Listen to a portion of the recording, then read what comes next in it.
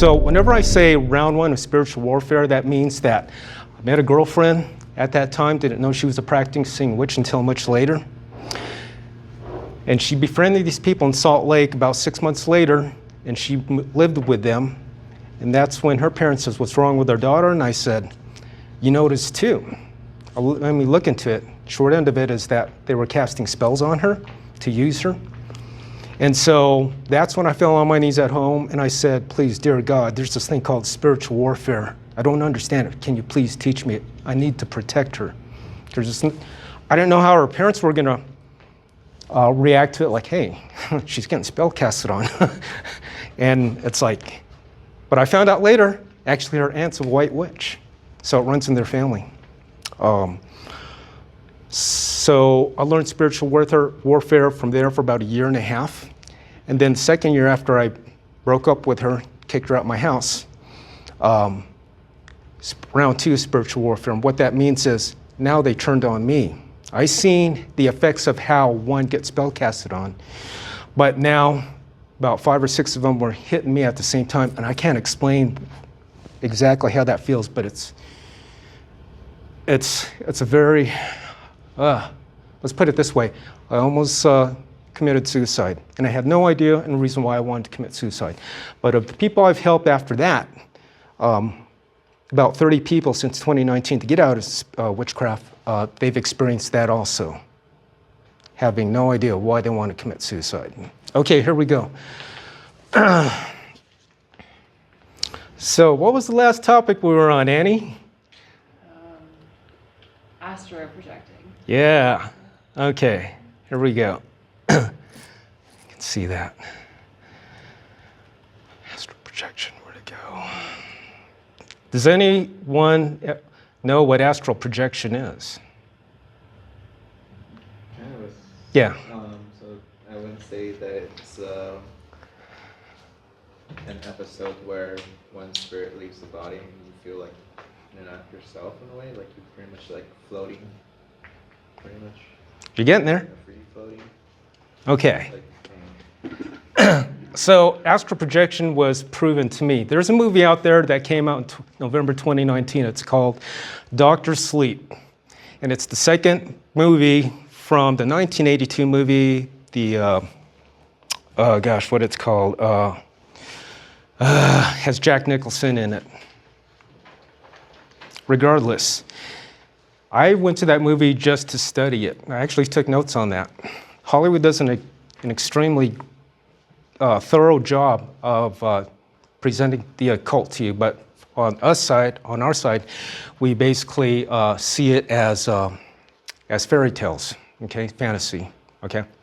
So, anyways, my girlfriend at the time, she moved down to Salt Lake to live with these people. I believe she was in a coven. And so I remember going to the University of Utah where my customer was there. And before I went inside, I called my friend who I knew since high school, and she lived in California. And she was teaching me this stuff, all this new age stuff, okay, how to fight in it for her. And so I says, "Yeah, I need to talk to you. I'm having some problems, yada, yada." She goes, "Well, don't you talk to your girlfriend? That's what she's there for." And I said, "She's on her first day in the job. I need to talk to you." So we were just chatting. I was in a parking lot at Marriott's hotel, and she started laughing, and she goes, "You're going to get a bunch of texts from your girlfriend." I'm like, "There's no way. She hardly texts and she hardly calls." All of a sudden, the next minute, bam, bam, bam, bam, bam. And I was like, "How did she know that?" And so I told my friend, I said, "Look, she just texted me. She asked me, 'Are you back from Phoenix? Are you working in Salt Lake? Are you okay? What's going on?'" She felt a disturbance in the force. Sorry, I'm a Star Wars person. And so, anyways, I told my friend, I just joked with it, because I'm always joking around. I says, "Look, she's told me she can read me. So the thing is, can you put like a Facebook block on her?" She goes, "Yeah, I can." And she goes, "Well, she reads you in colors." I'm like, "What does that mean?" She goes, "She reads you as white. White's purity. If the color changes, then, she's going to get concerned about you." So anyways, me and my ex, we were arguing at that time, just trying to find out what's going on. And so I called my friend. I'm like, look, she just told me she ain't coming home tonight because if she does come home, it's not going to end well. What'd you do? She goes, well, I changed the color. I changed it to black. I'm like, no wonder she's going nuts. And so she took it down, whatever she did. My friend also is a witch, the one from California. I knew her since high school. And so a month later, for 2 hours, we were talking on the phone, and we were talking strategy about trying to break up this bond that she has with these witches, okay? And so I stopped and I said, wait a minute, I want to take this back a month ago. How did you know that she was going to text me a ton? And she says, because I saw her.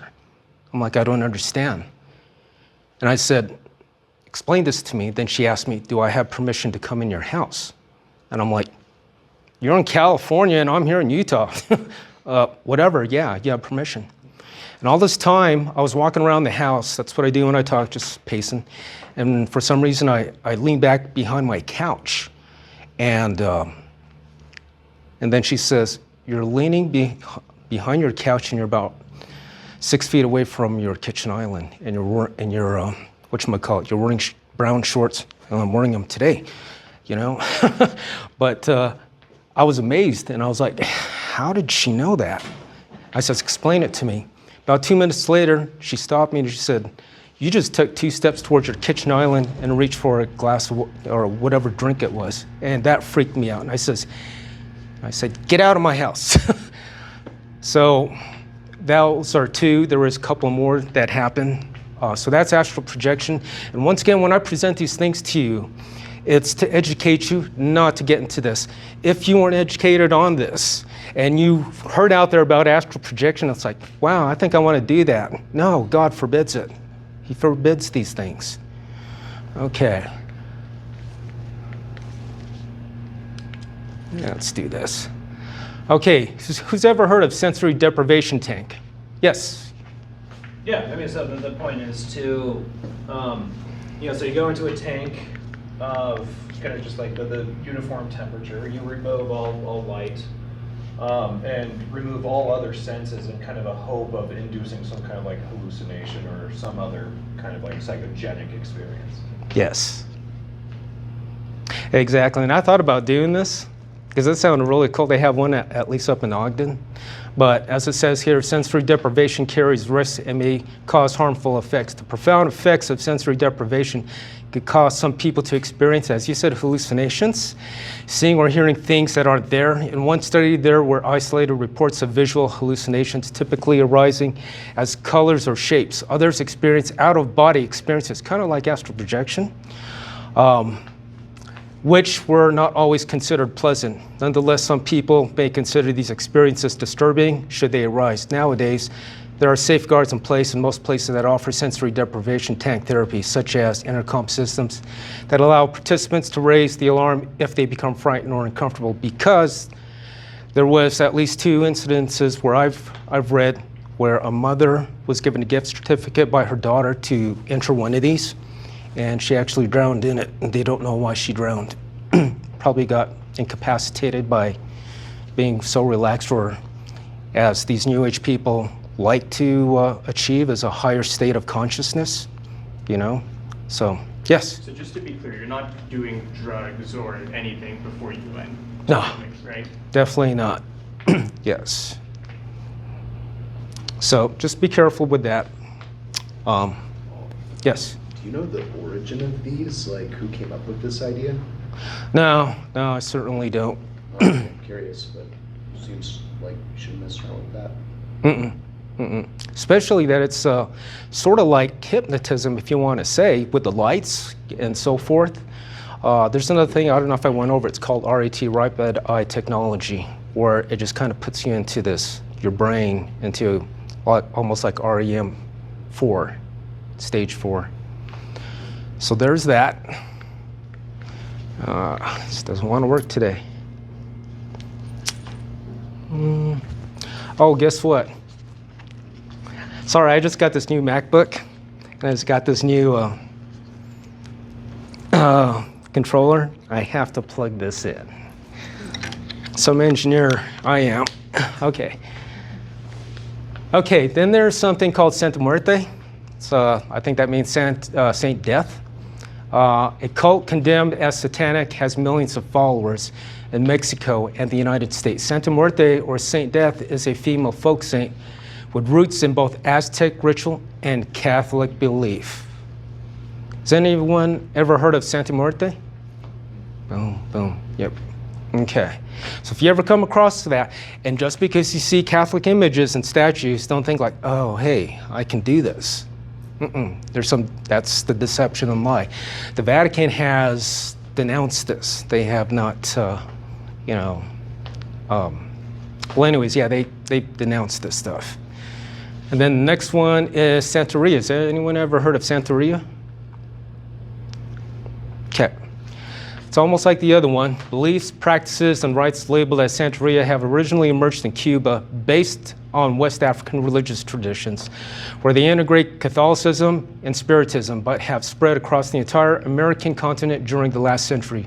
One of the facets of Santeria is allowing oneself to be possessed.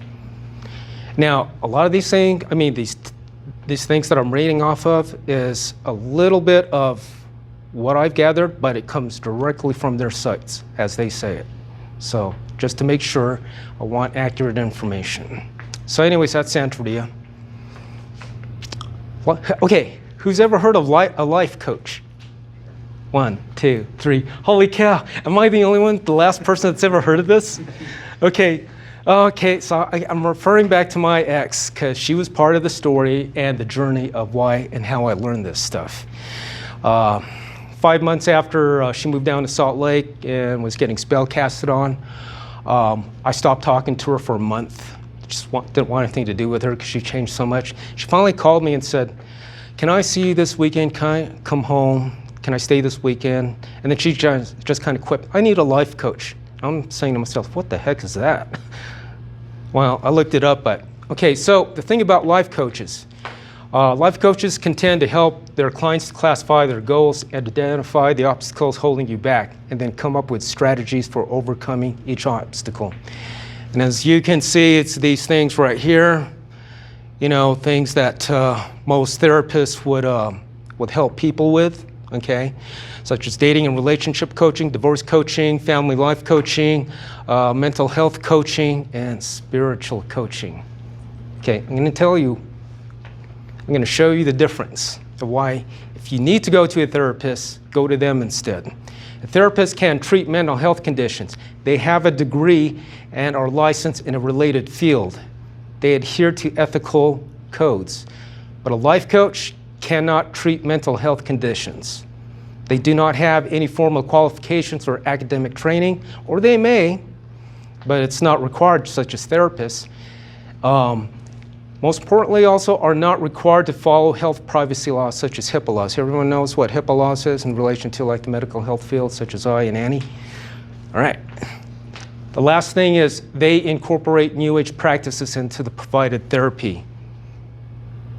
I've seen it on their sites, where basically they use like energy healing on the people, Reiki, crystals, stuff like that. So yeah, just be aware of that. Okay, massages. The latest modality that incorporates into massage therapy is Reiki, energy healing, and energy work. I used to get massages. I think the last one was like 2016. I needed one in last year because I was just like beat. And so I started looking on different websites, but now I knew about spiritual warfare, I knew about energy healing, I knew about Reiki, blah, blah, blah. And practically all these all these massage places incorporated Reiki into their massages. Then I got a call or a text from the person that used to give me massages. She just got back from Germany, her and her husband, because they were deployed there in the military. She goes, "Hey, I'm back, you want a massage?" And I'm like, so I asked her, I'm like, "Hey, do you do energy healing?" She goes, "I'm starting to now." And then I told her, I said, "No, I don't want one." And she asked why, and then I told her, I said, well, I went through this journey and I understood what energy healing is, what it really is. And so no, thank you, I haven't heard from her from then. So be careful, because in Reiki, my ex-girlfriend, she was a Reiki master, and she explained these things to me. But basically what happens is when they perform Reiki on you, they start drawing sigils over the body. And these sigils are demonic sigils. They're basically opening up a portal into your body as they're calling in this, what they call Reiki energy and Reiki spirits. By doing that, allowing the Reiki person to do this stuff on you, you basically giving them authority and rights over your body and so forth. And that's something you don't want to do. So just be careful about the massages. This one here is just, this is called Kundala Massage and Bodywork. They're actually here in Salt Lake City. So they're pretty much energy healing. Kundala is the root word of Kundalini. Kundalini is, as it says here in Hinduism, Kundalini is a form of feminine energy that is said to be coiled at the base of the spine. The word Kundalini comes from the Sanskrit word meaning coiled snake. Yeah, I don't want to do anything with snakes. This energy can then be awakened through yoga, mantras, asanas, and meditation. Okay. Okay, moving on. Spirit guide channeling. Who's heard of spirit guides? You have? You have? You have? Okay. All right. Spirit guide channeling. So I hate giving this example, but it's the best I can think of for now. Okay, for us Christians, when we got baptized, what are we receiving? The Holy Spirit, right. Okay, for the spirit guides, their Holy Spirit, but it's not holy, are actually demons. Okay? There are a lot of people that I know who claim that they can talk to their spirit guides and their spirit guides are talking back to them. That actually happened in my experience last summer. Okay? Spirit guides, for example. It's funny too, when I was in this stuff, I tried talking to my spirit guide, whoever the heck that was. I mean, luckily he didn't talk back to me.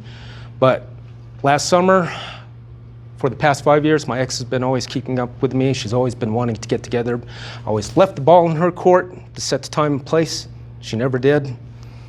And so last summer, I asked her this particular question. I said, have you ever had the impelling feeling that something is telling you not to meet up with us? I mean, yeah, for us to meet up. And she didn't answer me for about a month. The reason why I asked this particular question, of all the people that I've helped get out of witchcraft, New Age and stuff like that, they all practically did something told them not to meet up with me. I noticed this, but I've read books related to this. And what it is it's their demons doesn't want me to tell them God's truth, the gospel. It doesn't want me to tell them, hey, you're practicing this stuff and this is what's manifesting in your life. So anyways, she finally texted me and she tried to rip me a new one, which is the first time she's tried doing that in like 5 years. And the disturbing thing at the end she said to me was, my spirit guides told me I cannot meet up with you because you're dangerous. That if I ever died, you would be the first suspect. And man, I was pissed. Pissed beyond belief. But I forgave her in 2 minutes because I knew what was causing this. I didn't talk to her five days. She texted me on the Saturday morning and she apologized. She says, I do not know where that come from. I don't know where those words came from, but I apologize to you. And I'm like, you've been forgiven. But I do understand why you don't want to meet up because you're your spirit guides. And she goes, right. So spirit guides are going to lead you into breaking bonds with your loved ones. That's something you don't want to do because that is your support team. That is like your family, okay? So stay away from spirit guide channeling. Anyone ever heard of the limbic system rewire? Okay, I got this off of social media. This couple claims that they can help you with everything, both physiological, mental, health issues, and so forth, okay? A lot of people have asked them, what is the limbic system rewire? And they would never answer that question. So I went looking on the web for this and started making connections. What it is when they present this to you, market it to you on social media, they use Christ. He says, yeah, Christ is going to be part of this, this therapy that you're going to receive to get better. But the underlying thing behind it is actually energy healing. So, a lot of deceptions in today's world. So, just be aware of that. Freemasonry. Can us Catholics join it? No. You have the answer right there. Okay. So, everyone's heard of Freemasonry? Okay. And you understand Catholics cannot join it? Okay. We're going to move on. Okay. Oh, very quickly, actually. Yes. What about other secret societies? What do you mean by that? Other secret societies, Masonic temples, You mean Masonry. like occultic secret societies? Yes, yes. There's a lot of them out there, and I don't have them memorized, but So I've heard from friends of friends who were involved in like seemingly stuff that wouldn't be related to secret societies, like college Republicans, like really innocent stuff like that. Yeah. But then they end up being involved like the one way or another with the Bohemian Grove. They actually get like invited to that stuff, and I think it's interesting that that's like they actually get a lot of young people in that way in a very innocuous way at first. I don't know if you've heard of like that society, but I think that would also count as like no good secret society. mm-hmm. The first thing that comes to mind, I haven't really delved into it, I just heard of it, is Skulls and Bones. I think that's in Harvard or something like that. Oh yeah, at universities there's a bunch of stuff like that. Yeah, I think two presidents have been a part of that. At least. Yeah, at least. It's crazy. Yes. We as Catholics like could not join other groups like that, right? No, we can't. No secret societies, yeah, because in the end, they've got Luciferian ideology. Yeah. Okay. Who's ever heard of the law of attraction? Specifically, the book The Secret by Rhonda Byrne. Okay. All right, very good. That was the third occult thing that I picked up. My sister gave that to me years and years before. I was like, I don't know what this is, so I just stuck it in my nightstand. One night I was bored and I just opened it up, rummaging through all the junk, and I saw that and I started reading it, and I said to myself, oh wow, you can manifest things yourself. I want to manifest something. Now I'm going to get a little personal. I haven't told anyone this, but I was trying to manifest my future wife. Well, she showed up. It was my ex. I think. I don't know. But I started practicing this, and it's kind of catchy to me, the law of attraction. It's kind of a physics thing. It's not Newton's 3 laws. It's not any of the laws of magnetism. It's not the 3 laws of thermodynamics, but it appealed to me, so I read it. Then I picked up the other 2 books, The Power and the Magic. Not until I understood spiritual warfare, you are basically being your own God. You're breaking this first commandment, all right?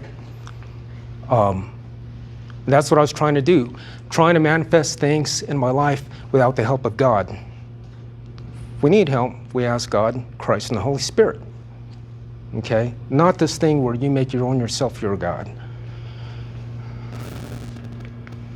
Types of tools of divination. Okay. If there was no audio in this whole thing, people probably think, if they're looking through that window, wow, he's basically, you got it. He's promoting the occult. And there would be a ton of people from Sugar House coming over here right now. Just kidding. The reason why, and as I mentioned this last time to the few that were here, is the reason why I present the belief system, the different types of belief systems and the tools is because, for example, so you can recognize and say, hey, I'm not supposed to be approaching that or doing that. Because if I wouldn't have known this before 2016, most cases I probably wouldn't have gotten into these things. I thought they were just like carnival events and toys and stuff like that. So I'm not promoting it. And as I mentioned last time, I have 2 friends who called me up and said, I'm missing spices and herbs in my kitchen. I found them in my daughter's room. What do you think is going on? I says, well, I kind of suspect that she's a witch. She's practicing spells. But go in her room and take pictures and let me see what kind of tools or whatever objects in there that you don't recognize. And sure enough, she had everything. She had the cauldron, she had the chalice, she had the candles, and so forth. Then her daughter finally came out a week later saying, hey, I'm a witch. So once you start seeing these tools and stuff in the house, or maybe if you're rooming with people in an apartment or house, you start seeing this stuff, your eyebrows better raise and say, hey, is this the best situation for me? Okay, so Ouija board. So you ever heard of that line? Don't mess with the Ouija board because it opens up a portal into the demonic. Okay, it's not confined to just the Ouija board. It's every occultic tool where you're wanting control of your life to see the future and change events by spell casting, okay? Because what did it for me was seeing the psychic, and then I started seeing the psychic every month for 3 years. Then I picked up tarot cards after that first one, started learning reads and so forth. This one right here, I actually took a picture of that. That's at a place called, okay, so Stranger Things. That's my favorite show, but not the Ouija board. You see how they're trying to put this in the mainstream so when kids play it or want to play it, it starts becoming normalized into their lives? Okay. This was taken at, this picture was taken at Spirit Halloween. Who's heard of Spirit Halloween? I've given those people a lot of money. I've shopped there since 2016, because I throw Halloween parties and yada, yada, yada, everything with Halloween, but that changed last year. Not only do they have the Ouija board, they also have other occultic tools such as the pentacle, which I mentioned the last time. It's the 5-star thing that's usually made out of wood. It's part of the symbolism of witches once at their altar. Okay, they also had coloring books on witchcraft, and I thumbed through that, and there's actually spells in there that the kids could do. I know, look at your eyes, right? Yeah. Be careful. Let me see now, what else? Crystal ball, I've never used one. I think everyone knows that.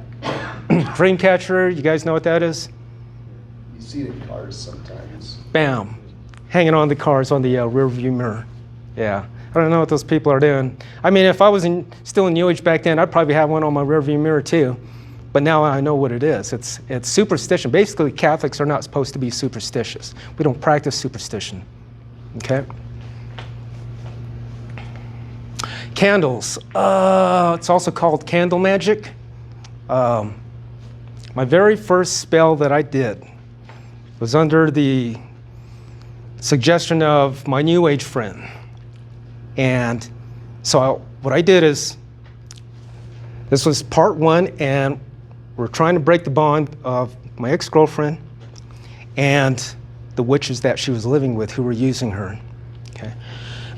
So what I did is I went to Walmart, bought a black votive candle, about that tall, went home, got a piece of paper from the from my, printer. I'm not going to tell you how to do the spell because I don't want you practicing it.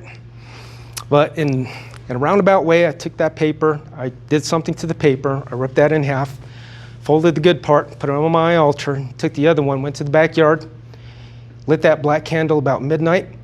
That flame was about like that.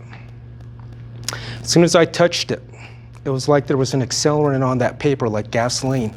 Kid you not, that thing just like, and the ashes were up in the air. And that freaked me out.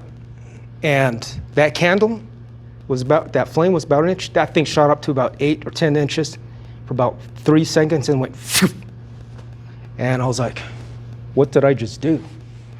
I didn't care if my friend was asleep. I'd call him, I'm like, what was that just happened? And he just started laughing. He says, you just did magic. That thing's gonna manifest now. And so I hung up and I don't know. But it came true in about a month. And see if I can tell that story a little bit later. So was this after you realized like the whole magic thing was bad? Okay. I was like, why why were you trying to fix things and help her out through doing magic? Oh, Like, what was your, intention? yeah, did you thought that was like the best course at the time At the best, to, yeah, break the bond instead? This was before, like, you knew about, like, exorcisms and, like, had met the priests and things like that. exactly. This was 2017, 2018. This is almost a year and a half to 2 years before I came back to the church, and the exorcisms happened at my house and myself. So, but I was still learning spiritual warfare, but a little at the time. Here's the crazy part. When I found out that she was being spellcasted, I said to myself, okay, which side do I use? Catholic Christian side, God, or this side, the witchcraft side? I says, well, use the best of both worlds. So for like the first 30 minutes every night, and I was on it. I would pray what I knew of spiritual warfare, which wasn't much back then. Then I'd take a break, come back, turn that altar around, and now it's New Age, witchcraft, stuff like that. Yeah. Yes.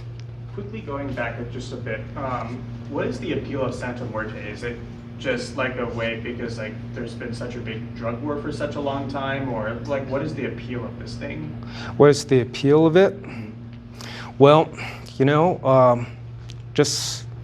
it's, how do you say this? It's kind of the offering of, they know that they can manifest things, money, sex, etc., etc. Okay, a lot of these people in the MS-13, which is the Mexico gang, they're either with Santa Muerte or Santeria. That was explained by Father Rippinger, who's an exorcist, and also another guy, his name is Jesse Romero. He does what I'm now starting to do, which is speak to you guys about this. You know Jesse Romero? He's awesome, huh? Yeah, he's a former detective from LA. Goes around speaking about this. Come to my church. Really? Yeah. Oh, that's crazy. Crazy good. Awesome. We need to talk afterwards. Okay. So yeah, it's just that the manifestations. What does 3 mean? 30 minutes. You're kidding. Okay, we're gonna fly by this. Wands, you've seen them before. It's according to witches, it's supposed to direct energy and the spells. Okay. Smudging. I used to practice smudging. Arguments are, well, the Native Americans did it. I have respect for the Native Americans as people, but when it comes to this, no. I've done this to a T, and it never worked. When you here's the thing. When I was doing this, I was trying to get rid of the negative energy in my house, all the apparitions that were manifesting. This is a catch-33. You're using the devil's tools to try to get rid of the devil. Does that make sense? Okay. It can go for this, saging. It could go for spells that you try to cast in your house. It could be for placing crystals in your house to try to get rid of negative energy or demons. So those tools are demonic. The things that are in your house are demonic that you brought in. And if you use it, it's just a circle. You need to change something. And I did, which was Christ. I brought in Christ. What is smudging? Smudging, it's basically this, I forget what kind of sage that is. Yeah, it's just a type of sage. There's different types of sages, okay? So when it's dried, you light it up, okay? And then you go around the house, and then, Okay. I know of it, I just didn't realize it was called that. Okay. yes, saging or You smudging. could do it from people too, but you would just smudge it. Yeah. That's pretty common in LA for Truly, it's definitely seen if you're in LA. Yes. Oh, I was just gonna plug out my. Oh, okay. Okay, who knows of crystals? As far as did you practice this stuff? No. Oh, just kidding. No, I spent the vast majority of my life as a non-Catholic, though. Oh, okay, got it. Hang out with people who do really Stuff like things, this. Yeah. Yeah. And it was a joke. Okay, so you got these 7 types of rocks or crystals. They pertain to the 7 chakras. Who's heard of chakras? Okay, your root chakra to your crown chakra. I'm not going to go everything in the middle. Okay, right here, I don't know what's going on with this. Right there, I used to wear this. This is a black tourmaline. No, wrong. So I'm not sure what it is. It's obsidian maybe or something. And I don't know what I pressed. Okay, there we go. I used to wear this, which is a rose quartz. That's supposed to promote love. Okay, mostly wore these black ones. They're supposed to, what's the word? Suck in negative energy and trap it. Okay, and the interesting thing is, after about 2 months of wearing this, I used to take my crystals off before I go to bed and put them on the nightstand. And then all of a sudden, wake up the next morning, they disappeared. They're not there. I look around. I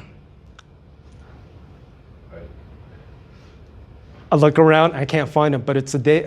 Next morning later, I find out that they're back right there on my nightstand. They kept disappearing and reappearing. Did you have a question? Yeah, how do you explain that? So I asked my New Age friend, and all he said was, well, they're just fairies playing with you. No, they're basically trying to communicate with you. They want you to communicate. They're demons moving this stuff. This I've heard from, and we'll get into that as far as like when you're in the fight of it, there's 4 different stages. There's the oppression, the vexation, infestation, and so forth. And last one's possession. But those things were messing with me. Now, I did get checked out as Father Vidal and Father Rodell asked me to at the time.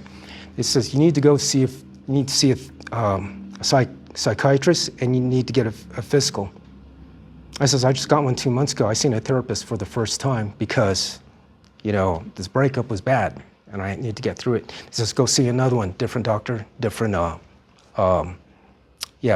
psychologist.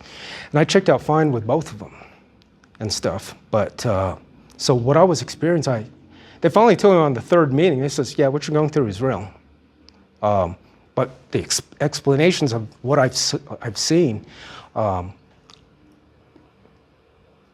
couldn't explain it at the time, but I started figuring out they were demons. Okay, so be careful with that. Tarot cards. This is the first thing I picked up after I seen a psychic. The Romance Angels cards. I actually had this one by a person named Doreen Virtue. See how the deception is? Doreen Virtue came out with the cards, Archangel Michael cards. So as a Catholic, you'd probably be thinking like, hey, yeah, I can do this. It's part of what I can practice along with Catholicism. No, don't let that deception happen to you. But I will tell you in 2017, Doreen Virtue, who is known as the Queen of New Age for 15 or 20 years, she made a lot of money. But in 2017, she denounced everything. And she told everyone, what you guys are following and what I misled you is demons. It's a demonic world. And she became a Christian. Thank God. Did you ever heard of Doreen Virtue? Okay. You had the smile like, yeah, I kind of know. No, just like she's in home. All right.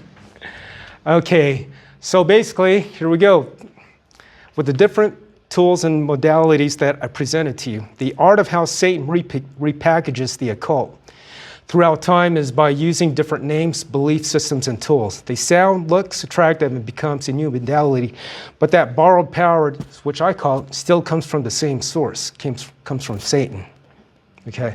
When you follow and practice the occult, you open portals into your life and house that can also propagate to those who dwell in there. So be careful. If you think that you're practicing magic in your own little room and nothing's going to escape, no, that's going to propagate to the rest of the family. Satan, the demons hate family. It's going to try to destroy it. And one of the reasons why I stopped practicing it, I had all these epiphanies and started figuring things out all at the same time, is that it can also propagate to your neighbors.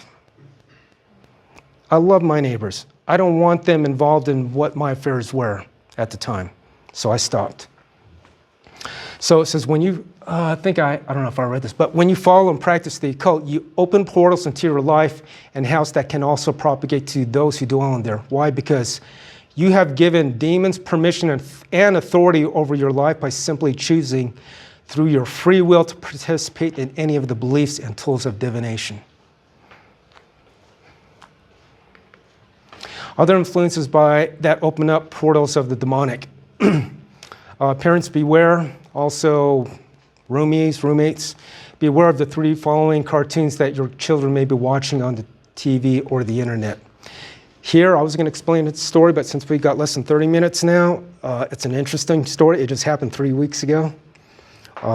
Anyways, it says, be careful what you watch. There are demons prowling around, just waiting for you to open a door for them to enter and destroy you. The first one is Has Been Hotel. Has anyone heard of that cartoon? It came out by Amazon Prime in 2024. Okay, for the sake of time, I'm just going to tell you. It's about demons, okay? And so there's that. The Owl House. Has anyone ever heard of the Owl House? Okay, that came out by Disney in 2020. And I've actually seen some of the YouTube stuff on this, and it does, holy cow, it does teach kids how to practice spells. Okay. Then there's Little Demon. Anyone ever heard of that? Good. We've all grown up. We don't watch cartoons anymore, right? Okay. But here it says, Chrissy attempts to live in an ordinary life in Delaware. Is that a red state or a blue state? I don't know. Okay. Biden state. Okay. Says, but are constantly overwhelmed by monstrous forces, including Satan, who wants custody of Chrissy's soul. Okay. I pulled this stuff straight from their website. This is the one that bothers me. Where is it at?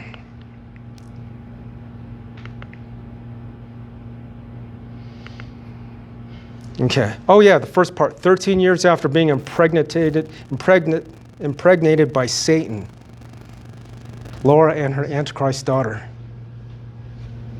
Well, it's today's world coming to. I love children. I wish I had kids. I want kids, but it's like I don't know if I can raise kids in this time. I'd have to have a strong heart to be able to raise kids and try to protect them. Wait, so it's actually a kid show? Yeah, it's a kid show. That's the synopsis?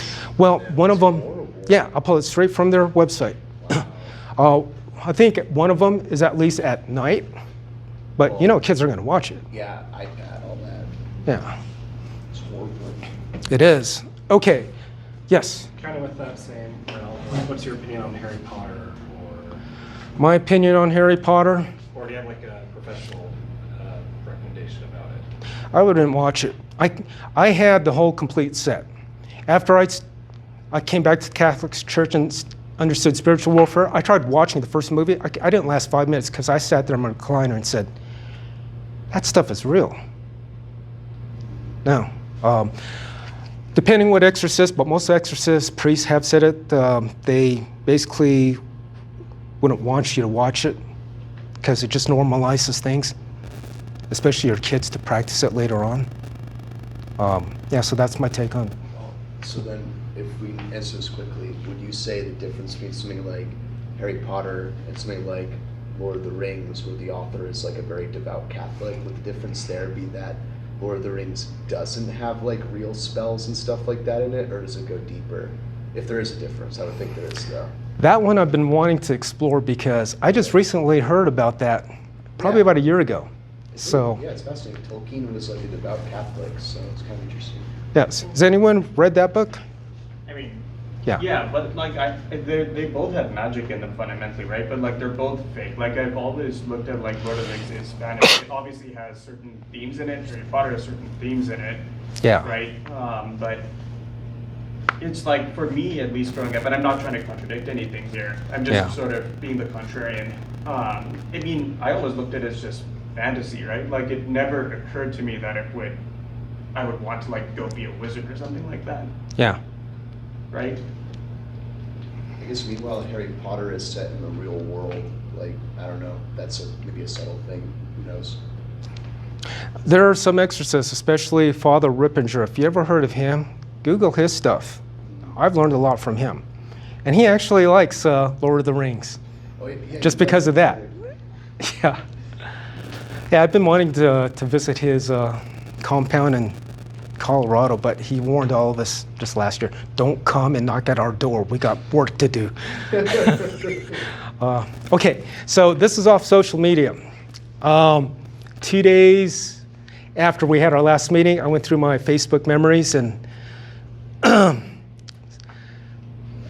don't want to be in your way, but basically, okay, this is what I see on a post that and it's not related to the post, where people say, for example, life, okay, this person says, life is always beautiful when you be with the true person you love. For almost a year, my lover had broke up with me, and I was lonely and sad. Luckily, I was directed to a very kind and great spellcaster, Dr. Whatever, who helped bring back my lover to me. And today I'm with him now and happy together. Very grateful for what you have done for me. There were several slides in back, and that was the last lecture. I talked about 2 different things of how people get lured into this stuff. One is they lose their faith, their Catholic or Christian faith, and they discover witchcraft and New Age.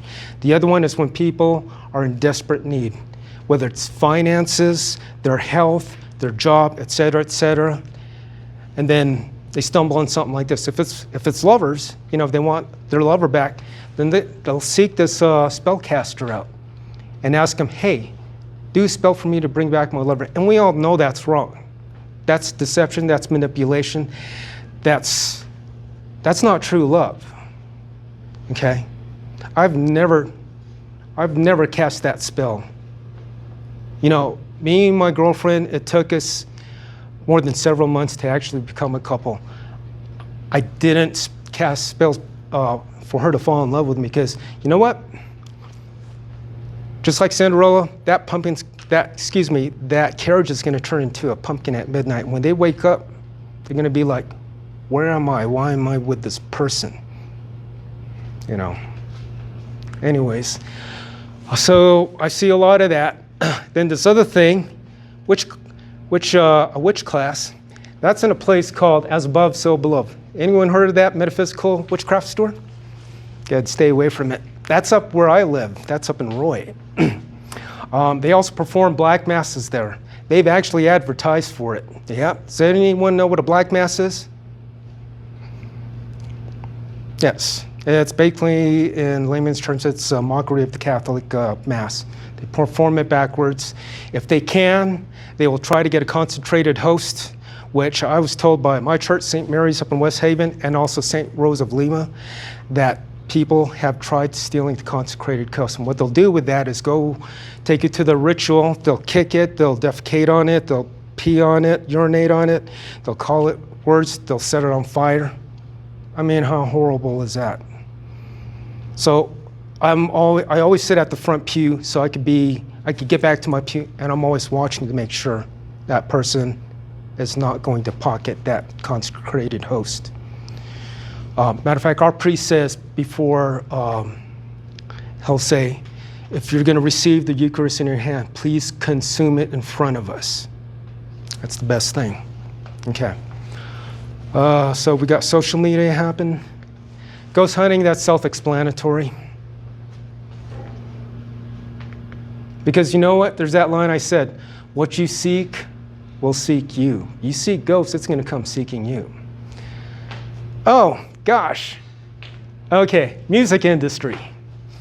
So, anyways, I forgot. Do you know the password to the Wi-Fi?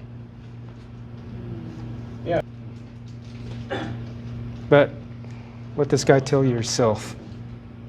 Like, whereas fame used to be the byproduct of success, and now it's the ultimate goal. And if your ultimate goal is to be famous, then you're gonna do a lot to get there. Like sign your name in blood in a contract with the devil. Like you're gonna end up on a one-way street and it's going nowhere. Like that's just the truth. I've seen so many people like forsake their moral code and their value systems just for a little bit of fame, and it's not worth it at the end of the day. It's really not worth it. You ever look at music that you've written and look back at it and say, whoa?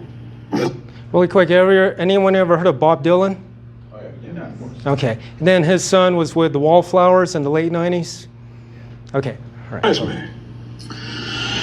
I used to. I don't do that anymore. I don't know how I got to write those songs. What do you mean you don't know how? Well, those early songs were like almost magically written. Darkness at the break of noon, shadows even the silver spoon, a handmade blade, a child's balloon. Eclipses both the sun and moon. To understand you knew too soon. There is no sense in trying. Try to sit down and write something like that. There's a magic to that, and it's not Siegfried and Roy kind of magic. You know, it's a different kind of a penetrating magic. Why do you still do it? Why are you still out here? Well, it goes back to the destiny thing. You know, I made a bargain with it, you know, a long time ago, and I'm holding up my end. What was your bargain? To get where I am now. Should I ask who you made the bargain with? with the chief commander. On this earth? And in this earth, and then in a world we can't see. Yeah, there's other artists that you've heard of. Red Hot Chili Peppers, which one of my favorites. Yeah, they're into that. There's an album that came out in '92, Red Blood Magic. That's actually a type of magic. But I'll get into that some other day. It's interesting diving into the music industry. Weed and alcohol, the use or overconsumption of it. Of course, you consume it too much, you can be incapacitated. You ever think and wonder why they address alcohol as spirits? Yep, because it's the spirits that are enticing you and trying to tempt you when you're incapacitated with these things. Yes. I've also heard of cases where they treat certain drug abuse as like a ritual. Like there's this one place in New Mexico I've heard of where they like a baby is born and they get it like addicted to crack immediately, and it's horrible, and it's like it is like demonic from what I've heard from priests before about that. So like they kind of ritualize it too from what I've heard. Yeah. You know, I've tried weed. I've tried it back in college once. I tried it back in 2018. You know, my ex-girlfriend's pipe was sitting there and I took 7 hits within 30 seconds. Everyone's ever smoked it before. 7 within 30 seconds. You did 7 in 30 seconds? Yes. Yes. I don't know. I thought it was like a cigarette. But, you know, it freaked me out. That's all I have to say now for it, but I'm not going to tell that story. Yes. Oh, you have a question? I'll say one thing on this. Yes. You kind of mentioned it with the spirit guide, but you know, a lot of the drugs are being used to kind of channel like these spirits, and then they get the advice, they get the guidance, which is really just demonic spirits. But you see it like, I mean, weed is kind of basically legal like everywhere nowadays, and then they're doing like the magic mushrooms, all this. Yes. And they're doing tests with all sorts of different drugs in like the medical field for different uses, but I mean, ultimately this all kind of goes in one direction, which is not good. Yeah, losing yourself, basically. Losing yourself, and hopefully you go insane. Especially, I'm not going to talk politics right now. Well, but to be fair though, there are drugs, you can abuse prescription drugs as well. Like Oxycontin is probably the most famous of this, where you can use it and abuse it to basically escaping it. And the moment you do that with any sort of substance or whatever it is, like that's a bad path. It's not just in particular like weed or alcohol, right? Well, let me put it in this perspective from my experience. My ex, she had severe depression and anxiety. She had to take shots. So one day she finally came up to me and she says, "Can I smoke weed? Because it helps me." I says, "Okay, let me study up on it." So I studied up on it. I says, "Okay, you can smoke it, but only smoke it in my house." The reason why I let her is because I didn't want her running down to Salt Lake smoking up with her friends. And they were bad people, bad influential people. Her parents even asked me, "Why did you do that?" And I says, "Because I don't want her getting mixed up with other people and getting influence." So I had to pick the worst of two evils. By the end, when I kicked her out, she was smoking, you know those small mason jars? That was filled with weed. She was smoking that in about 5 days. And she was saying, she told me, she goes, "I have severe depression and anxiety. My anxiety's off the roof." I'm like, "You're smoking that whole thing up in 5 days. That's supposed to last 5 years. I think. I don't know. But, yeah. Okay. How much time we have? We're at 8 o'clock. We're at 8 o'clock? Actually, we're 8:08. Okay. If you want to discuss this further, we can talk after. Yeah, sounds Okay, cool, thank you.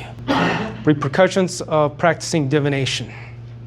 There's about 4 or 5 different areas, depending on which exorcist that you talk to.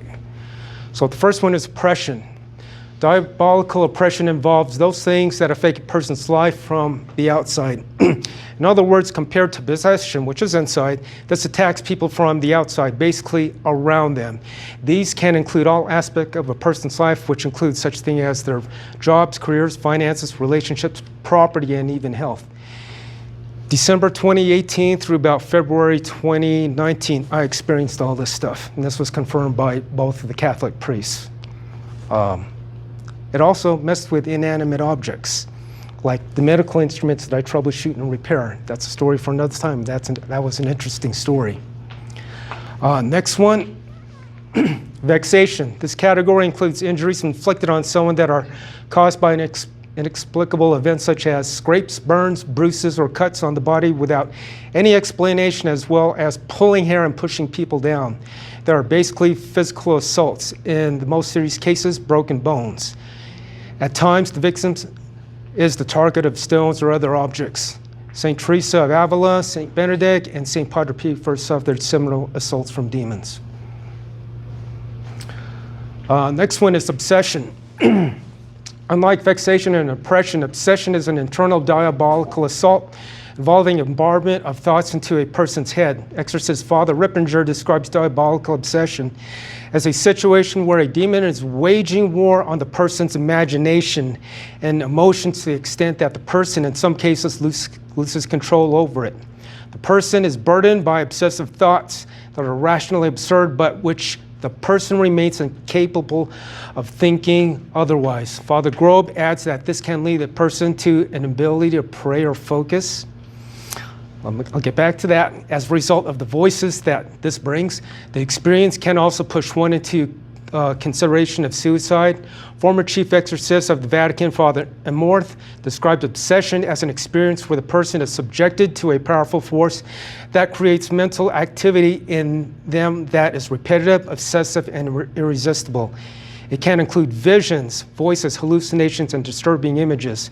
Since these obsessive disturbances are very similar to mental pathologies, it is necessary to seek medical assistance to ensure the illness is not pure natural. And that's why I got sent to a psychiatrist and a doctor twice within a 3-month span.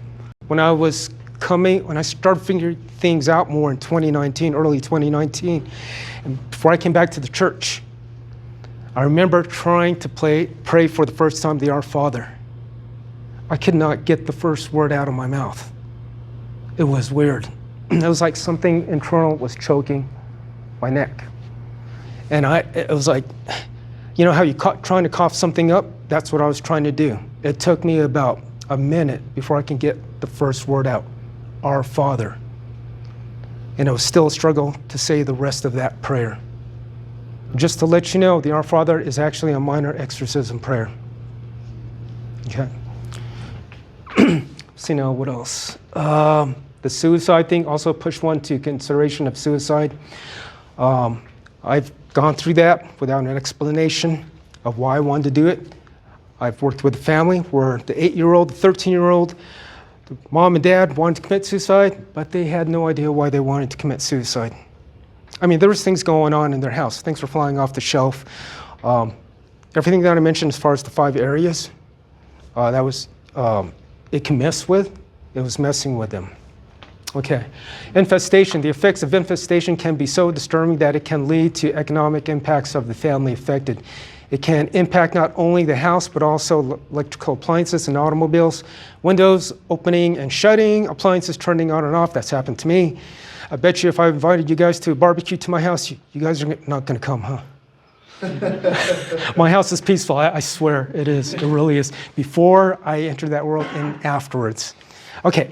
The sound of voices and cries, repulsive noises, foul odors, I've smelled it. When I've had demonic things come into my house, I could smell it. It smells like human excrement. I mean, seriously bad. And it's like, it was a Friday night, finished cleaning the house. As you can tell, I don't have a social life. I need to develop that on a Friday night. But it's like, I just smelled this really bad smell of human excrement. I looked in the toilets and, I'm just like, I don't know. Then I finally figured it out. It's like, there's a demon in here.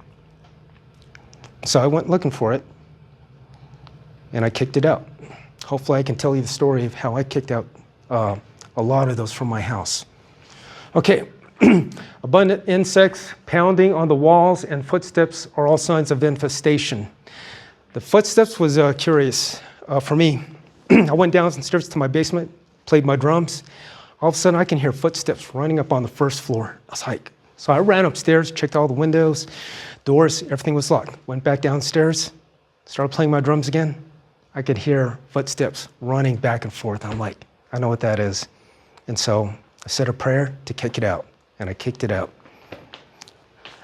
See now, these will manifest without any natural explanation. A demon, with God permitting, can also move things at will and cause objects to fly around the room or disappear and reappear somewhere else. Infestations can also result from a hex, spell, curse, or from voodoo or witchcraft. Voodoo. I explained this in the beginning before we started. I actually practiced something called hoodoo. Hoodoo is a derivative of voodoo, and hoodoo is much more serious. It's a deeper dark magic. I didn't realize it was dark magic. Once again, this is due to my ex. They were spell casting on her the second time around.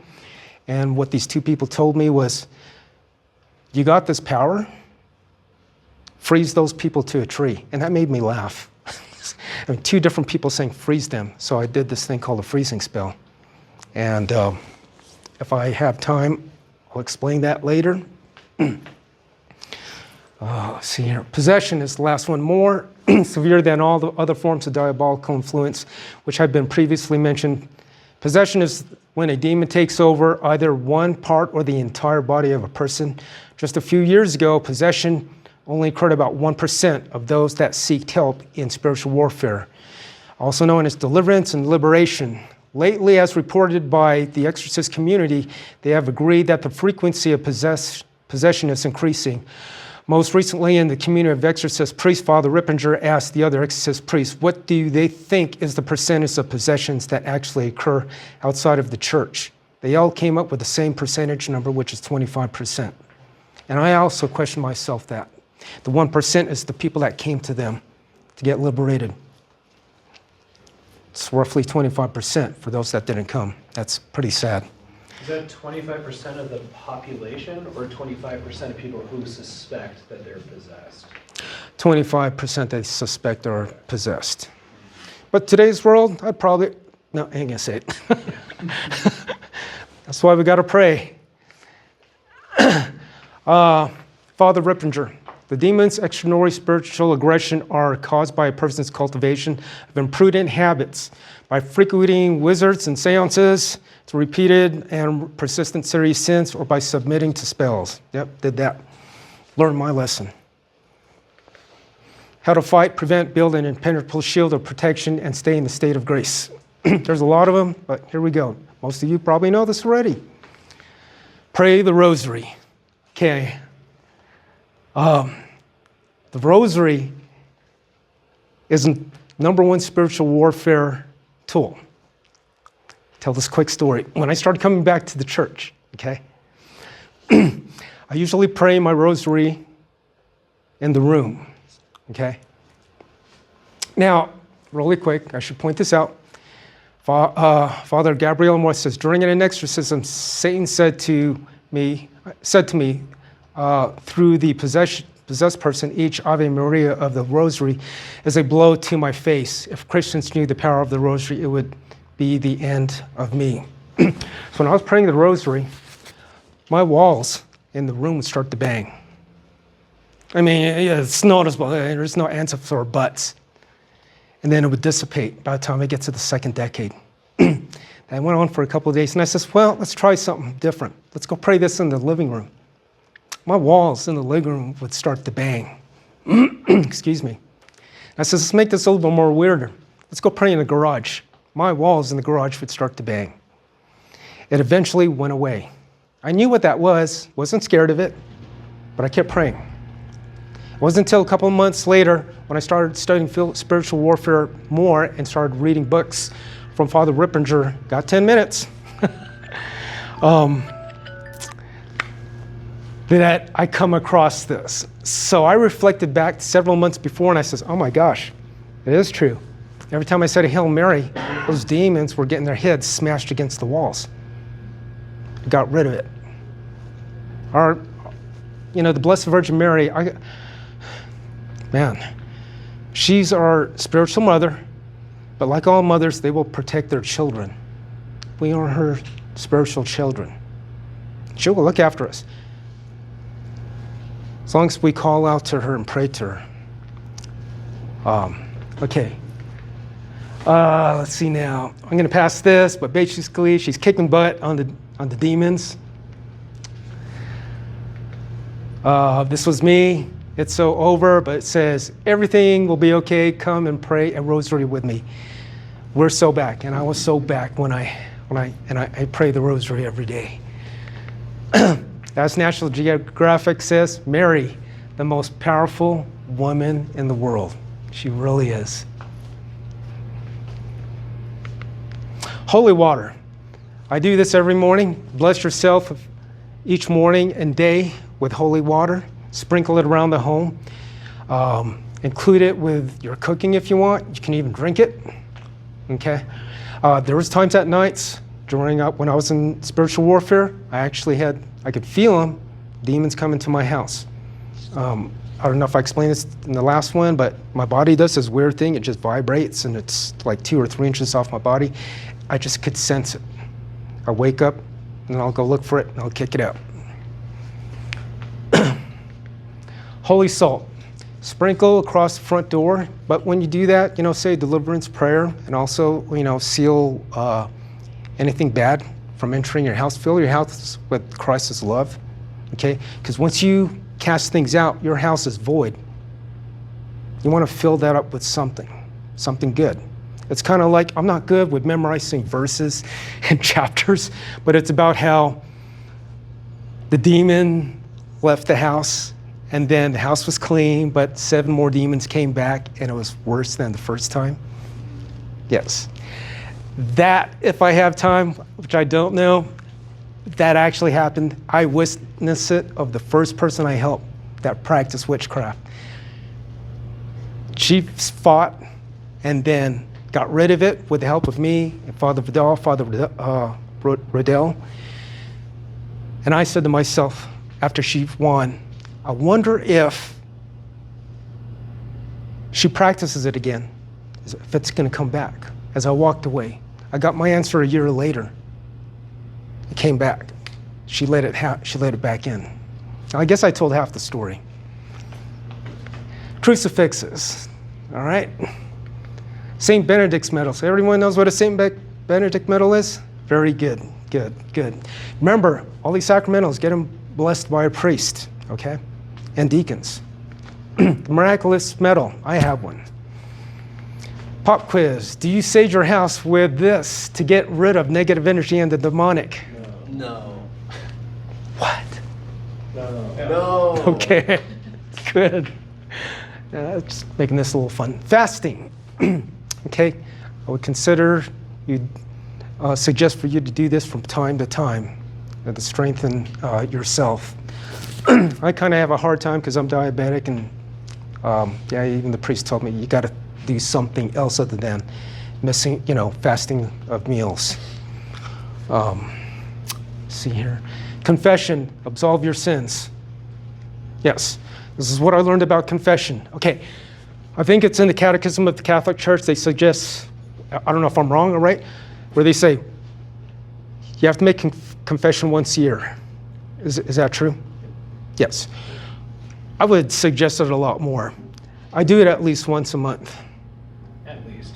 At least. Because, according to The Exorcist and through my experience, not only are you absolving your sins of God, heartfully so, the demonic that has attached its talons to you, once you confess it, it has to release those sins from you and can't use those sins against you. Okay? As an example, before an exorcism, you have your exorcist, priest, and you have your exorcist team. Their function there is during the session, is to pray while the exorcism is going on, but also to help that the possessed person and also the priest are not hurt, by each other, or basically from the possessed person. But the team needs to go to confession. There was one instance that I've read from Father Gabriel Amorth where one person didn't confess.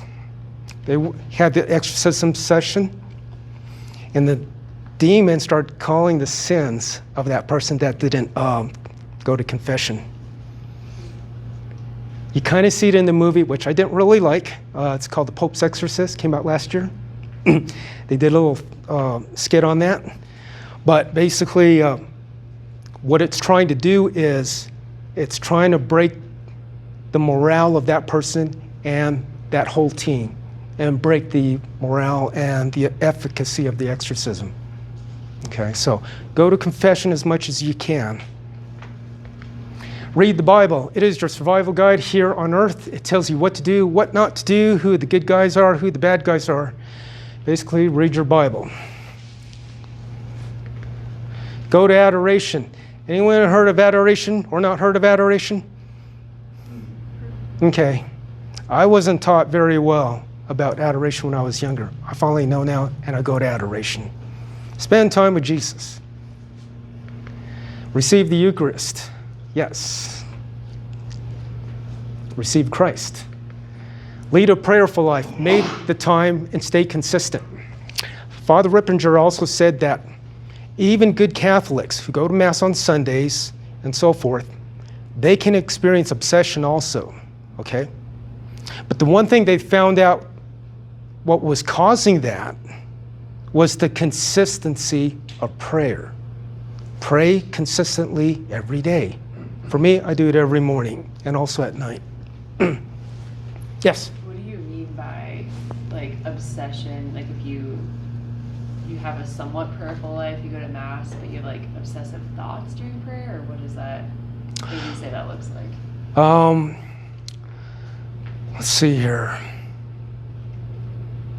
I would say that it can hit some or 5 of those different things, like your health, your finances, the bonds with your loved ones, but not as severe as if you were fully, let's say, for example, practicing the occult, okay?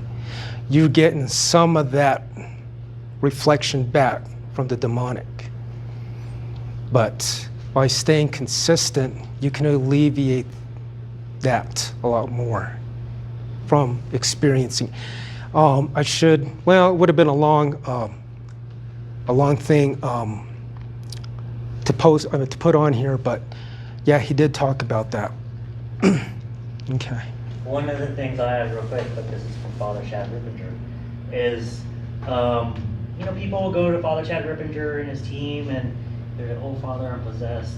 Yeah. One of the first things that they tell them to do is I think it's the Animus, but it's 6 a.m., noon, and then 6 p.m. And so they say prayer specifically at those times Yeah. for 30 days. And if you do that, you're consistent with it, they say that in pretty much, the majority of cases, like that demonic obsession and oppression, it will typically go away. Yeah. And I don't know if we'll get to it, but I will say this now, that confession and three exorcist priests have said it, and I have it here somewhere, but I don't think we're going to get to the end. Three exorcist priests have said it, that a confession is much more powerful than an exorcism. Yes. Yes. Thank you. Go to Mass. Hey, go to this place. And take your family with you. Getting your house blessed by a priest. Definitely. The day of Epiphany. People know about that? Okay, January 6th, but we celebrate it here in the Western world on the following Sunday. I do this on my door. Look it up. Google it later. Do this next January. Okay. Deliverance prayers. This is a book by Father Rippinger. I just used this 3 weeks ago. If you guys are interested in this story, if I don't get to the end, I'll tell you it's a demonic story, and I helped the family out, which was actually my sister and her family. Parents have a spiritual authority over their children. Just know that. But also siblings. Because my sibling was having issues in Laguna Beach. The demonic entered her world. Because I have a spiritual authority of her because she's my sister. I prayed for her. Okay. Laying of hands. Can Catholics pray over people while extending hands? Yep. I know it's kind of iffy. I've had a priest actually tell us to do this to the, the RCIA, the ones that are going through RCIA. Mm-hmm.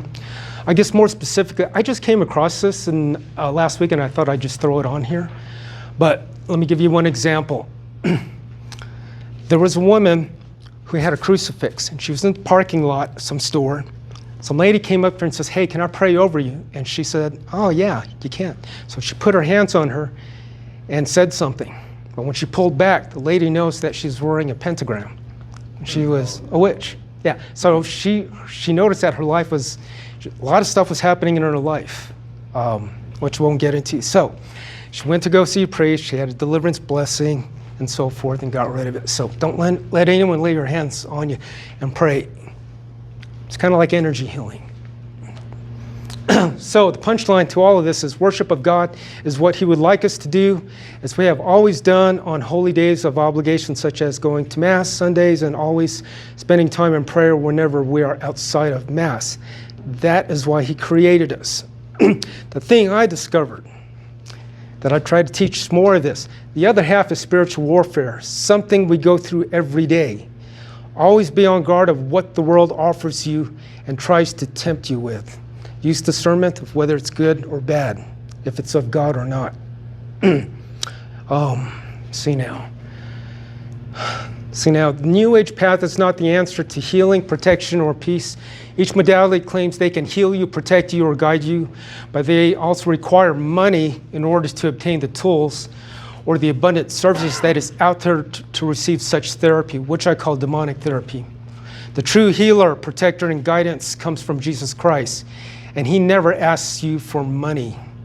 He just asks for you to follow and to pray to Him and His Father. It's kind of like the first one, so all I'm just going to say about this one is never be afraid of the devil, okay? Because first thing it's going to try to do is scare you, and it's going to try to put you in a corner and keep you away from everyone, especially your loved ones and family. Never be afraid of it. I've never been afraid of it. You have God on your side. Do not cloud up your temple within yourself of unclean things, for God resides in there. Do not kick Him out by practicing and inviting occultic things, divination into your life. For when you do, you are also distancing yourself from God and also from His graces, blessings, and protection. Something I didn't realize. I thought I could do both worlds. Which, wow, here we are. Corinthians. You cannot drink the cup of the Lord and the cup of demons. You cannot partake of the table of the Lord and the table of demons. You can't play on both sides. I just came across something like this a couple of weeks ago at Texas Road Grill. Roadhouse, yeah. My server, she had all these tattoos on, and she had a crucifix, and I asked her, so what's up with these tattoos? I noticed that's a lotus flower. I noticed that one's the evil eye. This one says blessed. Are you Christian or what? And she goes, I'm Christian, but I also practice witchcraft. Then I threw this out at her, and she's like, and then I told her about when you practice that, it's going to mess with 5 things in your life that I mentioned before. And then she said, you just went through the checklist of everything that's going on in my life and that's going wrong in my life. I says, well, I've got this spiritual warfare class.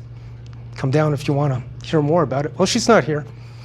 I don't know, maybe her spirit guide told her, don't come, just go work. Work for tips. Satan I love this one. I found this on social media. Satan did not become Satan by trying to be Satan. He became Satan by trying to be God. Let God be God, and he will help you to become like his son. If you try to be a God, you will fail and become your worst nightmare. I love that. Almost done. Okay, I went through this before. We're going to pass that. It's about how my friend should practice stuff and New Age and witchcraft, and then it came back. Guess what? I'm going to pass this up too. Okay, because I wanted to get to this. My epiphany of New Age meditation versus prayer. When I was coming back to the Catholic Church, when I was figuring out spiritual warfare, when I was figuring out, hey, demons are real, and so is God, but I believe in God and Christ and Holy Spirit a whole lot more. When I before I did spells, I would study it. I would talk to different sources to make sure that I perform it correctly. I'd focus on it once I'm doing the spells. Then I said one day, I'm like, my life is in chaos, man. If I just took how I studied this thing and how much I focused on it, came to the side, which is Christ, and focused and studied it, how much more my life would be peaceful. I tell you, I wish you could feel what I felt in this transition. The peace of my life since 2019, I'm not trying to be dramatic. The peace of my life, the peace of my house, it's true. I got 1 or 2 more. How I reverse the supernatural events and chaos in my life and experience true peace and healing. This one's simple.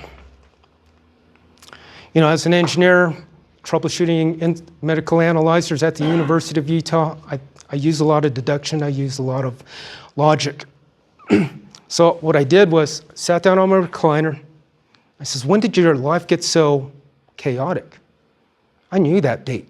That was January 2016, and for the next couple of months, that's when I seen a psychic. And I asked myself, what did you bring into your life at that time that was different? I started seeing psychics. I started reading the law of attraction. I started practicing spells. What did you take out of your life, Fred? I stopped going to Mass, stopped receiving the sacraments, the Eucharist, stopped praying. For 3 years, I stopped. I says, well, switch it. I denounced all of the occultic stuff. I went to confession to have those sins absolved. I took all of my occultic stuff, threw holy water in it, and threw it in the garbage can outside. I prayed. And just by that, the peace and the order came back in my life. Man, yes, you know this. Man. I think that's almost the last one. Oh. In the end, my journey into the occult world changed me to be a stronger believer and follower of Christ and Blessed Virgin Mary and the Catholic Church as a whole. It taught me to strive to be more virtuous. Believe it or not, I found this out, is that when you go through spiritual warfare, you realize that the being that has control of whether a demon comes into your life is actually God. You know, if you start practicing this stuff through your free will, which God gives you, He's going to allow that to happen. But this is the mind-blowing thing for me. When He allows that to happen, He's trying to make you virtuous.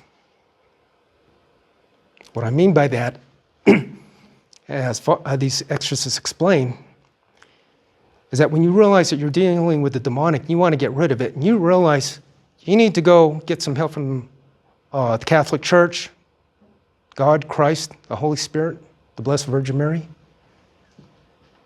you're going to realize, I want to be back on this side, but I got to do my work to show God that I really want to be back on this side. So you start going back to Mass like I did, you start praying the rosary, you start doing all these other things, okay, to worship God.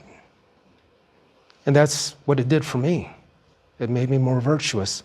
I want to be more virtuous than that, but, you know, I'm a work in progress. Okay, I'm pretty much done. I can't believe it. I had to talk fast. Thank you.